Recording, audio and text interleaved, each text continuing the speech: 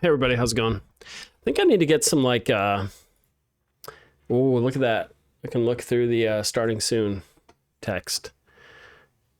What I should do, I should put this behind me. That way it looks more pro. There we go. We're starting soon. The first keeper of tales, how are you doing, my friend? Hello! Hello to you. Hello to you, hello to you. In just a couple minutes, we're going to be playing an EAE Capstone gem, a prototype game created by the EAE Capstone students called Tavern Crawl Project. I actually have no idea what it's even about. Awesome. The first keeper of tales. Glad to hear you're doing good. Jaega Dark Mode. How are you doing, my friend? Long time no see. Yeah, so just to preface this, the way it's working here is the capstones. The capstone, it's the senior project for the undergrad program at the University of Utah. And they form teams and they work on about 20 different prototypes. If I'm not mistaken, there are 180 students in that class this year. So I think there are a good 20 prototypes being worked on. Then over the course of 2 class periods, they have industry come in and vote on which of these games will go forward to be one of the official projects for the next 2 semesters. I think they're doing something a little different this year. Usually the school orders a whole bunch of pizza to entice local game developers to come in and watch these prototype presentations, eat some pizza, and then give their opinions on which games the professionals think that should go forward. So they kind of look at it through the lens of scoping, viability, and basically just what they see in that view. So things are happening a little different this year. They've actually got one of the studio remote. So they got a California studio. I'm not sure if I should mention which studio it is, so I won't. But they've actually got Zoom, team Zooming in. So they're doing it all over Zoom, even though classes are in person. I think that's just so cool. And it just kind of shows the impact of remote work that has been made on the industry, where so much is being done now online versus in person. And it actually allows us to get some love from some studios from far away. I'm just counting down the timer until we start. I wanted to give people a chance to hop in. Hopefully, do we have anyone here from Team Tavern Crawler? Of our viewers, maybe so, maybe no. Agent Spence. All right, so we have one. So I'll just ask a couple questions before we get going. How many people are on this team for this demo we're about to play? And I'm trying to decide if I should ask any questions before I ever get started. I think we should do a true blind playthrough and see if I can figure it out. So there are 9 students working on this Tavern Crawler project. Great Odom, we've got another one.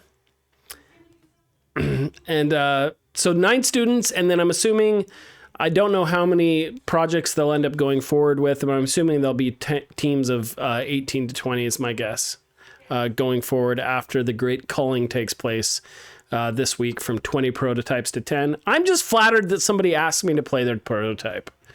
And so I'm just excited to play it. I have no bias. I'm not a professor in this class. And so I'm just playing for pleasure and enjoyment because I love playing prototypes.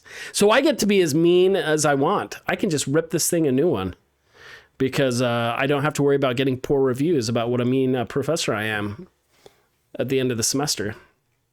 That being said, I am teaching, I am a co-teacher for this class next semester. So I do have to be a little bit careful because I don't want to, I don't want that carrying forward to next semester. All right. Okay. Well, we're about to get going. And everyone who's here, welcome, welcome, welcome. Let's do this. Let's do this. So I'm going to adjust my, get rid of my starting soon. We're officially starting. Get rid of this image. I think that's everything we need. I just want to double check that I have audio. Sometimes my capture card doesn't work, so I have to kind of do that to annoy the audience. But it sounds like we have audio. Could everyone hear that volume adjustment happening? Bring. Should have made it kind of a sound. The timer is still showing. Thank you so much. Yeah, we don't want to have the timer there. Okay, so I think we're in good shape. So I'm told that it does have controller support. I'm hoping that it has some sound. Every good prototype should have some sound implemented. It just changes the feeling. If you noticed how freaking boring my starting soon screen was before I started, I really need to have some basic sound during the starting soon session, because it really does make a difference and sets a tone and ambiance, whether it's a Twitch stream or a video game. Nobody likes silence. Silence is uncomfortable in almost every respect, unless it's like a horror game. Then actually the silence is still uncomfortable, but there's a purpose to it. So here we go. We're gonna play. Agent Spencer, are you ready? The first Keeper of Tales, are you ready? Everybody watching, are you ready? Okay. I was gonna ask something else just to solve for time. I believe, if I'm not mistaking, you're going to be presenting this game in about 2 hours. Is that correct? Okay, I'm pretty sure it's correct. All right, here we go. Without further ado, I present to you all the world premiere of Tavern Crawl Project. This has never been shown publicly before. So this is kind of a big deal. And my guess is, Agent Spencer, no joke, this will go viral in the next 2 hours, and it will reach to every ear and eyeball across America. And so it will actually give you an incredibly unfair advantage going into your presentation in about 2 hours. I hope you can read my sarcasm. Okay. Oh, this is awesome. Oh, this is cool. Oh, I love it already. That EAE logo on a bottle cap. This is already telling a story to me. So immediately I realized that I'm in a tavern, but I'm a teeny tiny person. It seems a little bit modern because that is a modern bottle cap, I'm assuming. Tavern Crawl, your front page. This is fantastic. That idle pose of the mannequin man, the Unreal mannequin. I actually hate the Unreal mannequin. Like, I've seen him so many times because I teach so many classes in level design and we use Unreal that I just can't stand the mannequin, which is perfectly fine in this one. I actually like that you have some attachments to him. So you've got the toothpick. And what is holding that toothpick? That axe? That looks like whatever it is. I hope it's a small item. Oh, it's a razor blade. How did I not notice that? That is so cool. So that looks painful. So he's got a razor blade. He's got the bottle cap. So what's nice is it actually obscures the character. I'm giving a lot of commentary on this. But I just realized your logo has a mouse in it. So this main character is eventually going to be a mouse. And this sounds crazy. So crazy, but it may just be dumb. In this prototype, if you had put in a mouse mask over the mannequin, that would have been hilarious. Put a tail and a mask on him, and it would have been like, he's a mouse, right? And that would have been funny for your demo to say it's not the Unreal mannequin, it's a mouse. Okay, but I digress. We're going to play. So already it looks like a hack and slash. I'm excited to play. Okay, razor blade held by wires. Okay, here we go with the mannequin again. I've got a 0. I do like the indicator on my back, so it looks like I can put a weapon there. And those 3 orange balls, so those are going to either be mana, or those look like vials. Okay, so those are magic that I'm guessing I can throw. So this would be the tutorial. So press X or E to interact. Okay. All right, so I have a nail, which is rad. So let me press some buttons. So A is jump. Okay. So shoulder is attack. Okay, let's grab this bad boy too. Okay. So, okay, left shoulder to shield, right to attack. He's got kind of this melee punch. What is this spot? That is just light coming through the big hole up there. Okay, good to know. I'm curious. Okay, he can roll too. All right. The level design's nice. So I'm going through some air ducts. Booze evaporates once picked up. Okay. I've drunken all the booze. I like how I left a little drop. What is this? Oh, I put booze in there. Booze can also be banked for use in a shop. Okay. So I'm assuming this is a prototype, so I put it in there as a visual indicator that I'm storing up my booze because I'm traveling through a tavern here. Okay, so that is a way back up, but apparently the enemies know how to crawl up there as well. Let's try the shield. Yeah, the shield works. Love it. Ooh, okay. So still there, booze. I'm wondering why the decision was that you have to, that's funny.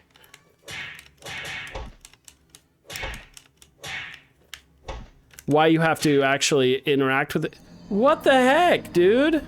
Oh man, I stink at this game. So the shield doesn't work as well as I thought. I think he can kind of blast through it. Okay. Luckily, we know what we're going to do, so we're not going to talk too much. I think the enemies are a little bit difficult here at the beginning, or maybe I'm just talking too much. I don't know. But I want to make it further through this little demo, so I am going to...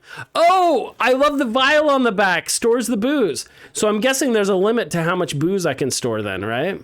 So let's try this. Press L1 to block and swing. That taught me. Press B or Alt to dodge. Oh, I can dodge? Oh, fancy. Oh, that's when I rolled. Okay, so let's try dodging. Punch. Dodge. Punch. Dodge. I wish that there's a little bit too much movement to the attack swing. And I know this is a prototype, but I wish there was a quick little attack I could do instead of doing that real slow, like wind up type thing. Whee! Let's jump down. Okay. So enough chatting. Oh man. So oh, my health is going down. Okay. So let's keep running away. I wish the booze gave me health too. Run. Dude, stop. Oh, my health. I need more health. These guys, oh, what's that toad up there? What is that guy doing? Oh my goodness, that's awesome. Whoa, run away. I wish there was a sprint button. I feel like I'm doomed. Okay, let's put up my shield. Okay, that works, but I feel, does that hurt them? There we go. Got you, dude. I don't have much life. Got you. Gotcha. Okay. I really want this stuff to give me life. I need some life. So harsh. What's that up there? What's that up there? You can go back up. I don't know. Should I store my booze? It doesn't seem to be filling up anymore, and I feel like I collect quite a bit. Oh, why to heal? Does that take booze away? Oh, it does take booze away. Okay, and I can only heal so much for some reason. I don't know why. That doesn't really read very well to me, but we'll keep going. We'll keep progressing. So this toad looks dangerous. Let's see if I can take him out, though. Oh, I can walk and shield at the same time, which is good. Let's jump up here.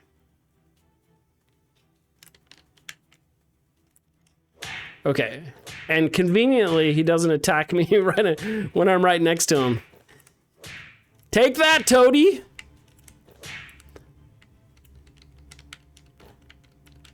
Okay, let's get your booze. He remained.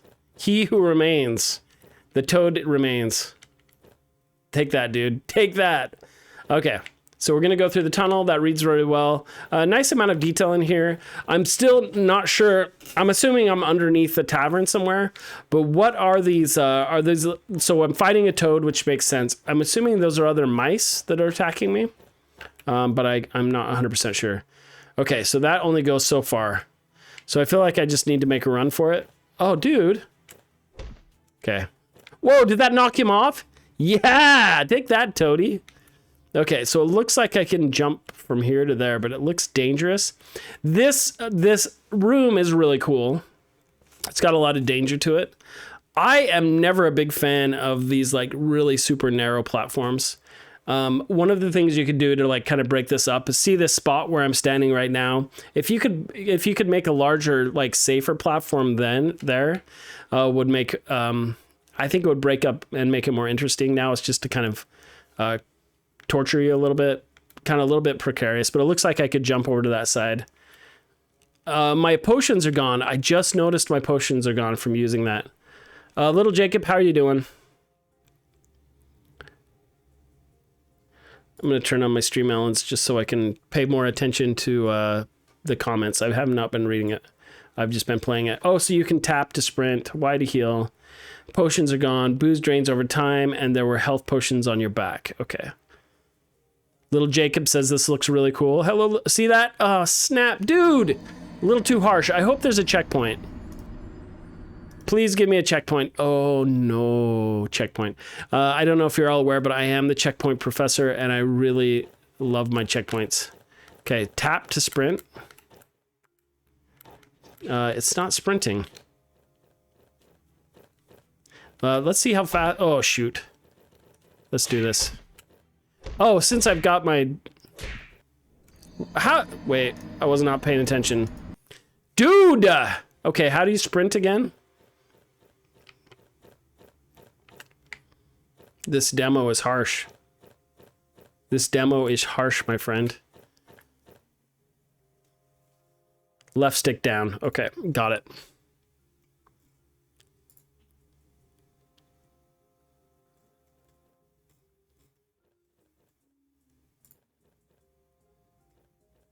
Okay, here we go. Here we go. Left stick down. There's my sprint.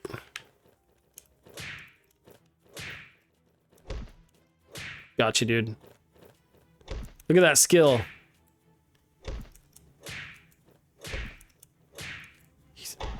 He hit me, which really upsets me. There we go. Collect my booze. I could put it in the jar, but I don't see any reason to anymore. And I skipped a booze up there. Okay, we're gonna run. Here we go. Oh, shoot, that hit me. Oh, dude. Okay, here we go. Oh, you're gonna follow me in here?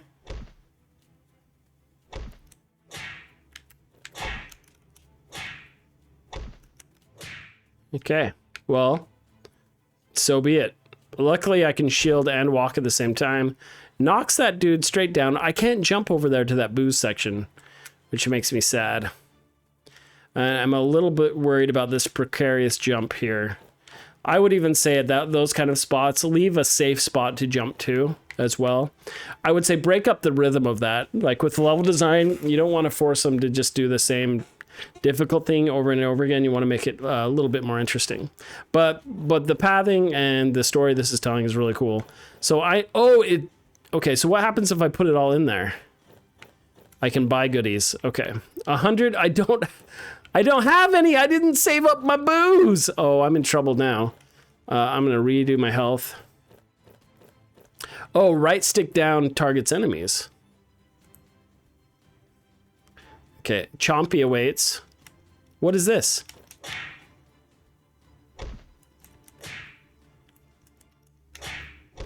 Oh, is that still hurting me, even though my shield's up?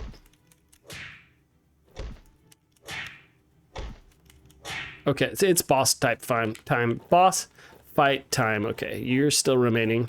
He who remains. Let's push him off.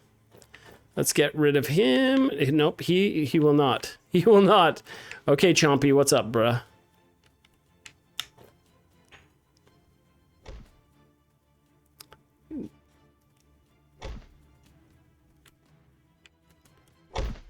Oh, crap. Okay.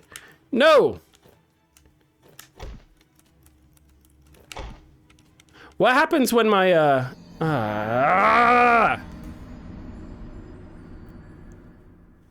Great Odom says, I believe right stick in will lock to the enemies.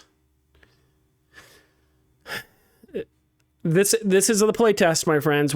So really cool. I think it is a little difficult for a noob like me. Through these, whenever you do, I think one of the biggest lessons learned, I think, is checkpointing, especially during a blind playthrough. Allow me to die, but not have to redo everything over and over and over again. I actually love the progression and getting through it, but then having to play through it all over. Left and right on the D-pad will drop the weapons. How much further, how much more progress could I have done? Is Chompy the end boss?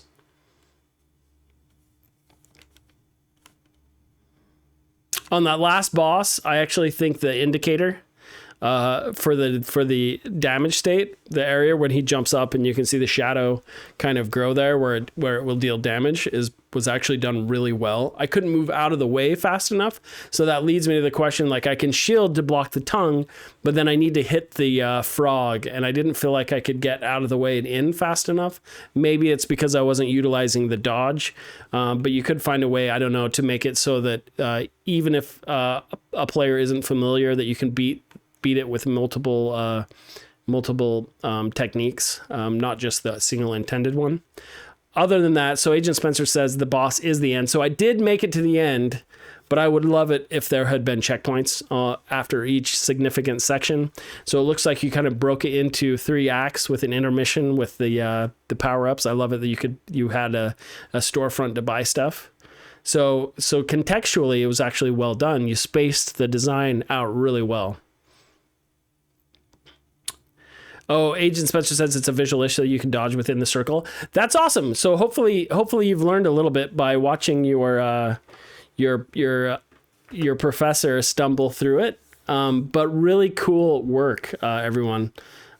So Agent Spencer, before we go, since this was a blind playthrough and I played it with zero context, what's the razor pitch for this game?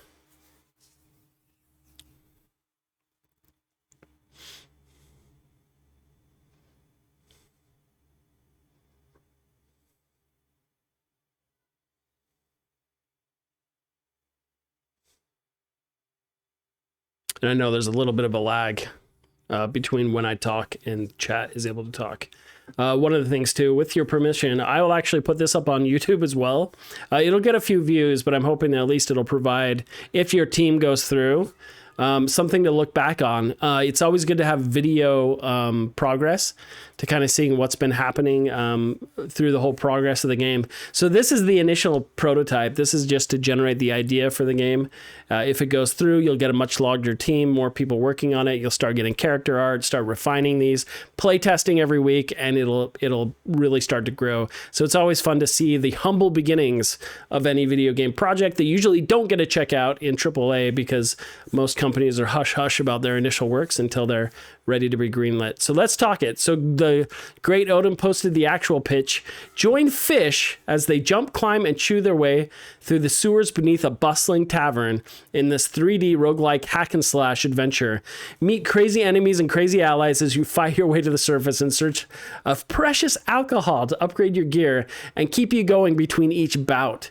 If things get a little too heated, don't fret. You can always return home to restock and retry. I actually love that pitch. And initially, as I'm reading that, I picture like the opening cinematic of this game. And this would be a little too expensive for Capstone students. But you have like a bunch of burly men up top in a bar. Somebody spills the beer and it shows it fall down through the floor. And these dudes just start a bar fight or something up above. And then the camera actually pans down below the entire bar to set the tone where your little mouse character kind of starts his journey underneath. And then you realize as a player that, holy crap, this has nothing to do with what's going on upstairs. You're the little mouse underneath. And then maybe sometimes while you're playing, you might see the floorboards kind of shake or someone yell upstairs and boom, like you see some dust settle, or maybe it knocks a frog down below or something happens to change that environment.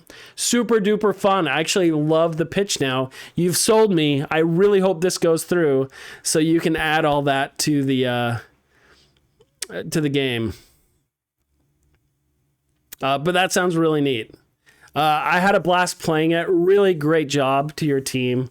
I'd love to play future iterations.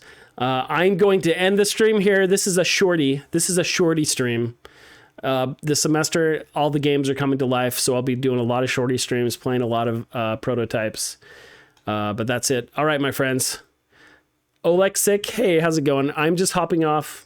By the way, later tonight, I think I'll be playing some more Mario Maker 2, judging some levels. That being said, we're Audi 500. Thanks for watching.